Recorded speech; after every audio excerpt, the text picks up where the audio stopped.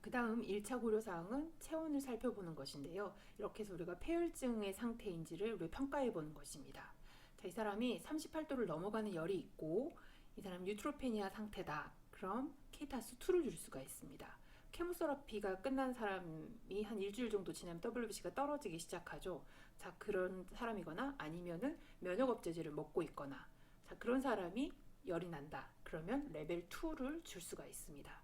자, 그리고 또 하나는 세 개의 SIRS 기준을 만족하거나 또는 이 사람이 감염의 증상이 명백하고 감염으로 인해서 SIRS의 2개 이상의 조건을 만족하는 경우는 케이타스2를 줄 수가 있습니다. 자, 우리가 여기서 SIRS가 뭔지를 알아야 되겠죠.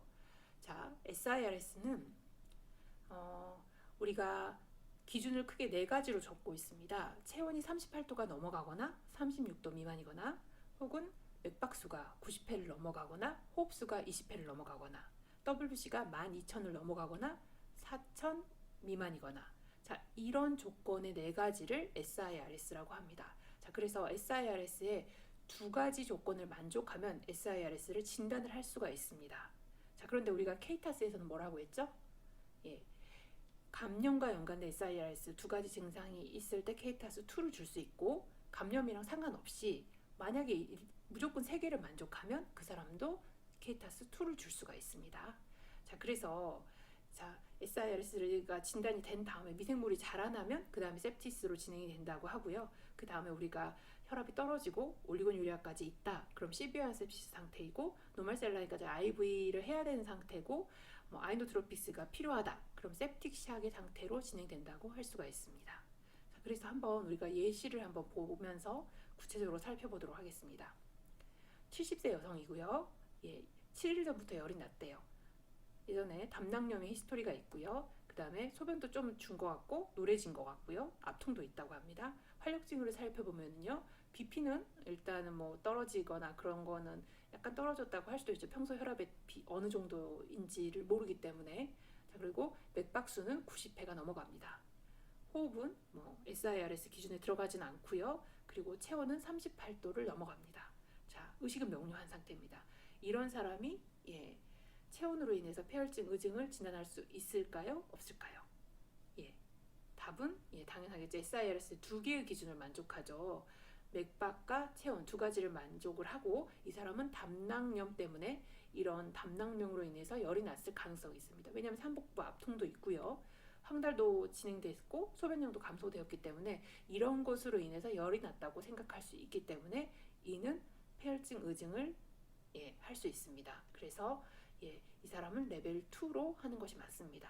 자, 그런데 만약에 이런 히스토리가 담낭염이나 이런 질환으로 인해 추측을 해볼 만한 게 하나도 없는데 이런 두 가지 조건 또는 RR이 20회 이상이 넘어가는 이런 상태다. 그러면은 이런 거 감염하고 상관없이 이 세 가지 조건을 만족하기 때문에 이 사람도 케이타스 레벨 2가 될 수가 있습니다.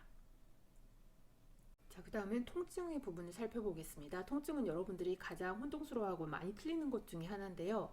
각각의 그 나누어지는 것을 우리가 잘 알고 있다면 이 트랙을 타서 점수를 주는 게 아주 어렵지는 않을 것 같습니다. 자, 그래서 설명을 해드리면요. 중심성과 말초성을 먼저 나누게 되는데 중심성은 체강이나 몸의 기관에서 기원하며 생명 및 사지를 위협하는 상태와 연관될 수 있는 통증입니다. 즉 가슴이 아프다거나 머리가 아프다거나 아니면 배가 아프다거나 이런 것들은 중심성 통증에 들어갑니다. 그리고 말초성은 피부, 연조직, 골격계, 표피 조직입니다. 자, 그러니까 만약에 이 사람이 뭐 팔이 아프다, 다리가 아프다 이러면은 말초성 통증에 들어가고요. 피부가 쓸려서 아프다 그러면은 당연히 말초성 통증에 들어갑니다. 자, 그런데 만약에 이 사람이 사고가 나가지고 대퇴 부위가 절단이 됐어요. 그래서 BP가 뚝 떨어지고 굉장히 아파한다. 그러면 당연히 생명에 위독한 상태죠. 그럴 때는 우리가 더 높게 중심성 통증에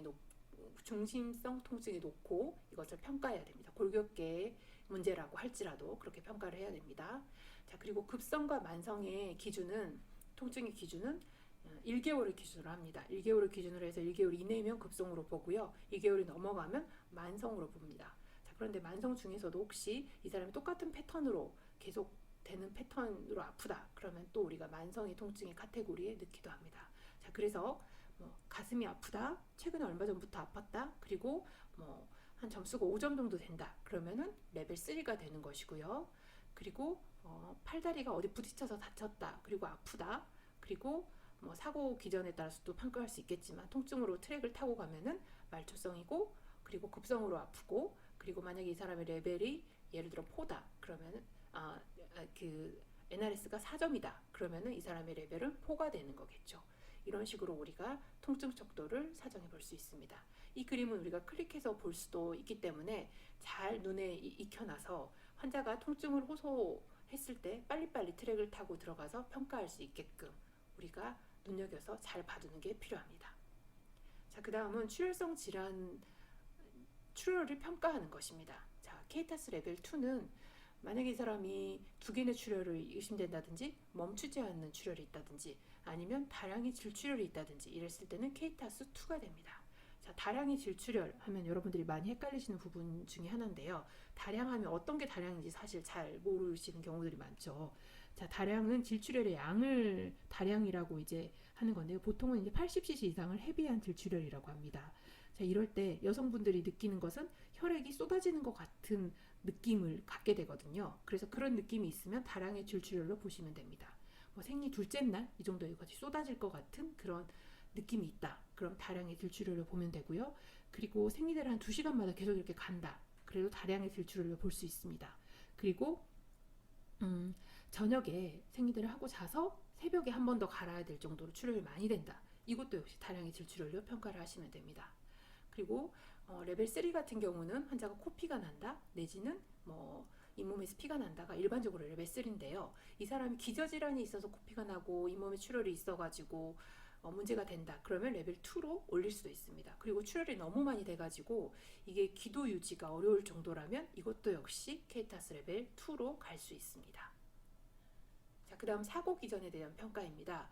사고 기전은 일반적으로 사고가 나서 온 사람이 자기가 몇 킬로로 가다가 사고를 났는지 사실 알고 있는 사람은 거의 없죠. 그렇기 때문에 안전벨트를 했는지 아니면 동승자가 사망했는지 아니면 차량에서 튕겨져서 밖으로 나갔는지 이런 것으로 인해서 케이타스 레벨을 주면 조금 더 명확합니다. 그래서 이 사람이 자동차 사고일 때는 지금 말씀드린 이런 상태인 경우 혹은 오토바이를 타고 갔는데 오토바이 운전자가 밖으로 튕겨져 나갔다. 이런 경우 레벨 2 줄 수 있습니다. 그리고 어디서 떨어졌다, 굴렀다 이런 경우에서 계단 한 5개 높이 정도에서 굴렀다. 그랬을 때 레벨 2고요.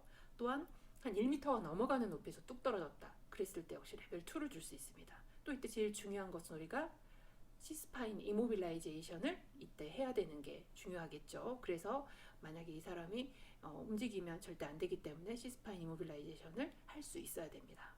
그리고 그 다음 고려해야 될 상황은 우리가 특수한 상황일 때 고려할 점에 대한 것입니다. 즉 저혈당, 고혈당, 고혈압 이런 거에 대한 건데요. 자, 저혈당의 기준은 54를 기준으로 하는데 54 이하로 54보다 아래일지라도 증상이 있으면 레벨 2가 되고요. 증상이 없으면 레벨 3가 됩니다. 즉 저혈당의 식은땀, 행동 변화, 의식 저하 이런 게 있으면 당연히 레벨 2죠. 그리고 고혈당인 같은 경우도 324를 기준으로 하는데 이 324를 넘어서더라도 증상이 있는 경우는 고혈당이라고 하고 증상이라 하면 DKA나 아니면 HHAS를 의미하는 그런 증상이 있어야겠죠. 그래서 환자가 애시도시스를 보완하려고 호흡수가 빨라진다든지 아니면은 너무 위크니스가 있다든지 아니면 구갈, 단뇨, 탈수 이런 증상이 동반되면 환자는 레벨 2가 되고요. 이게 없이 그냥 400이다, 비스트가 400이다 그러면은 레벨 3가 될 수 있습니다.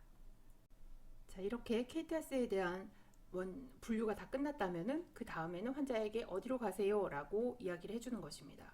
자, 이때 환자가 처치를 받는 구역으로 해서 상처에 대한 처치가 먼저 중요할 것인지 아니면 이 사람을 모니터를 하는 그런 구역에다 환자를 가라고 이야기를 할 것인지 이런 것에 대해서 고민을 하게 됩니다. 해서 응급 환자를 분류하는 사람들은 각 응급실에 어떤 상황으로 돌아가고 있는지 어느 구역이 붐비고 어느 구역이 붐비지 않는지 또는 어디로 가야지 환자가 잘 진료를 받을 수 있는지를 센스 있게 잘 배분할 수 있어야 됩니다.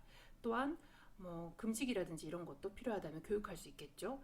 그리고 이런 것들 어떤 담당 의사를 콜해야 되는 경우들도 간혹 있는 병원도 있습니다. 그럴 경우는 각각 병원의 원칙에 따라서 여러분들이 해줄 수 있는 것들은 해주면 됩니다. 자, 그 다음에 만약에 레벨 1이나 2 같은 사람들은 보통 바로 의사들을 보든지 아니면 10분 이내에 의사들을 볼 수 있죠. 자, 그렇지만 3, 4, 5 등급을 받으신 분들은 응급실이 정말 과밀화돼 가지고 환자들로 북적북적 하는 경우에는 들어가지 못하고 대기해야 되는 경우들이 있습니다. 자, 이때 앞에 있는 응급 환자 분류자들은 이런 환자들을 재평가할 수 있어야 되는데요. 재평가의 시간은 맨 처음에 우리가 어세스를 할 때의 시간 기준과 같습니다. 그래서 30분, 60분, 120분의 기준으로 해가지고 우리가 그 사람들을 재평가하고, 이 사람은 조금 있으면 좀 더 상태가 안 좋아질 수도 있을 것 같은 데를 우리가 항상 잘 염두에 두고 환자들을 살펴보는 것들이 필요합니다.